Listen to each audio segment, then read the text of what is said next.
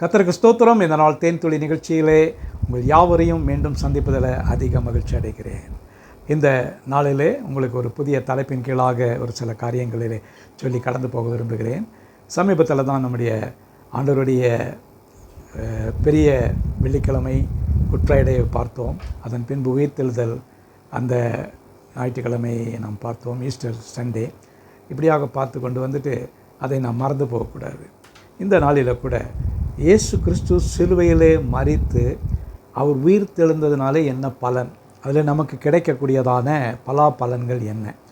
இயேசு பிறந்தார், அவர் மரித்தார், உயிரோடு எழுந்தார். அதனாலே நமக்கு என்ன பிரயோஜனம் என்று பார்த்தால் அநேக காரியங்கள், ஒரு நல்ல ஒரு பிரயோஜனமான காரியங்கள் இருக்கிறது. நமக்கு நல்ல ஒரு பெரிய காரியங்களை கர்த்தர் நமக்காக செய்தார். அந்த நோக்கத்துக்காக தான் அவர் சிலுவைக்கு சென்றார், உயிர் தெழுந்தார். இந்த நாளில் கூட முதலாவதாக நான் பார்க்க போகிறதான ஒரு காரியம் என்று சொன்னால், ஆண்டவராய் இயேசு கிறிஸ்து சிலுவையிலே மரித்து வெற்றியடைந்து பரலோகத்துக்கு உயிர்த்தெழுந்து சென்றதுக்கான ஒரு காரியம், நீங்களும் நானும் விடுதலையாக வேண்டும்.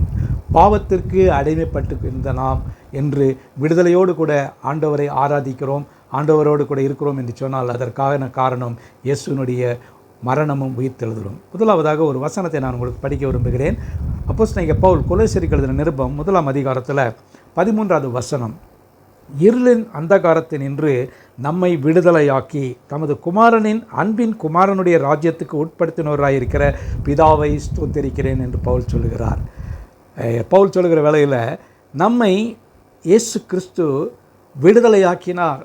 நமக்கு ஒரு விடுதலையை கொடுப்பதற்காகத்தான் அவர் இப்படிப்பட்டதான காரியங்களிலே கடந்து சென்று நமக்கு ஒரு வல்லமையை கொடுத்திருக்கிறார்.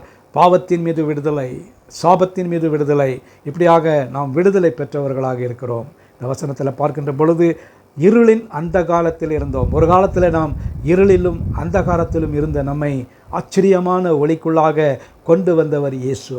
அவர்தான் நமக்கு இந்த பெரிய ஸ்லாக்கியத்தையும் பாக்கியத்தையும் கொடுத்திருக்கிறார். எவ்வளோ காரியத்துக்கு அடிமைகளாக இருந்தோம், பாவத்துக்கு அடிமைகளாக இருந்தோம், நாம் விரும்பின காரியங்கள் செய்தோம், ஆனால் அது தேவனை பிரியப்படுத்தக்கூடிய காரியமாக இல்லை. ஆகவே இந்த வேளையில் கூட கிறிஸ்துவுக்குள் பிரியமானவர்களே, நீங்களும் நானும் ஆண்டவருக்குள் விடுதலையாகி இருளிலிருந்து அந்த காலத்திலிருந்து ஆச்சரியமான ஒளிக்குள் வந்திருக்கோம் என்று சொன்னால், ஆண்டவராகிய இயேசு கிறிஸ்து செய்ததான மகத்துவமான காரியம் அவருடைய சிலுவை மரணம், அதன் தொடர்ந்து அவருடைய உயிர் தெழுந்தல்.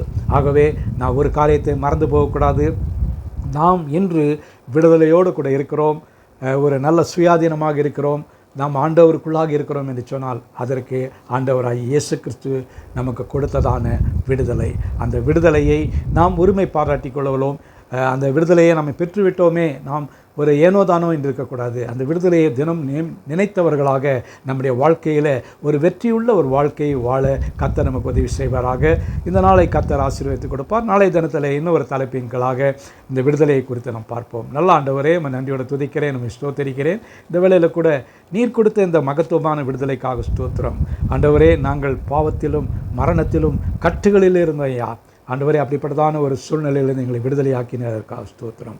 ஆசீர்வதிங்க. மீட்பர் இயேசுவின் நாமத்தில் ஜெபிக்கிறேன் நல்ல பிதாவே, ஆமேன் ஆமேன்.